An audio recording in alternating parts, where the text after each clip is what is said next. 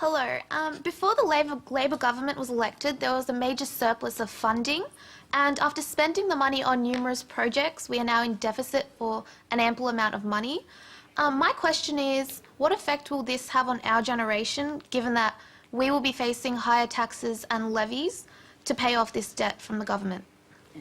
Well, my all-up message would be you can relax a bit about that.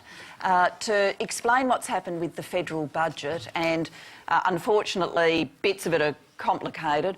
Federal budget, same as a household budget in some ways, money in, money out. The money that comes in comes through taxes, taxes that people who are working pay, taxes that companies pay, some taxes we get on things like capital gains and some other sources, but they're the big sources.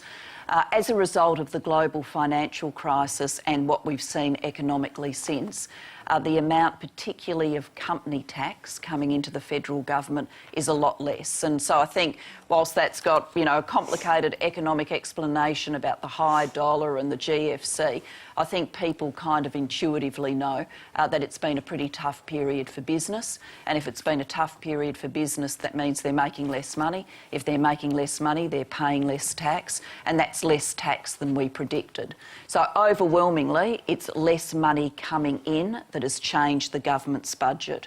Then, during the depths of the global financial crisis, we did spend money on stimulus projects to keep people in work, which was the right thing to do. Otherwise, we would have been in a recession with all of the consequences of that. People out of jobs, apprentices losing their apprenticeships, not having the skills for the future.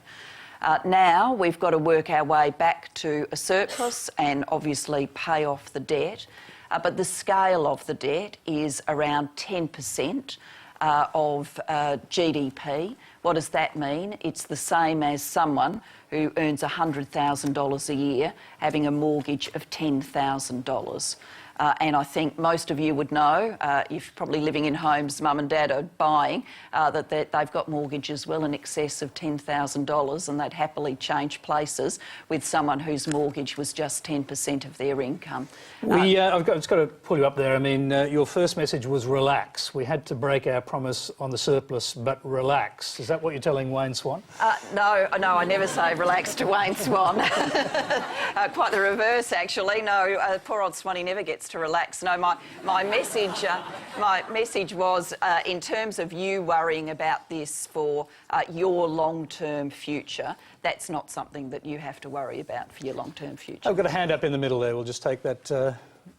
If less money is coming in, isn't that an even greater concern for us in the future? No, because revenue, the amount of money coming into the government, will return to something closer to historic norms.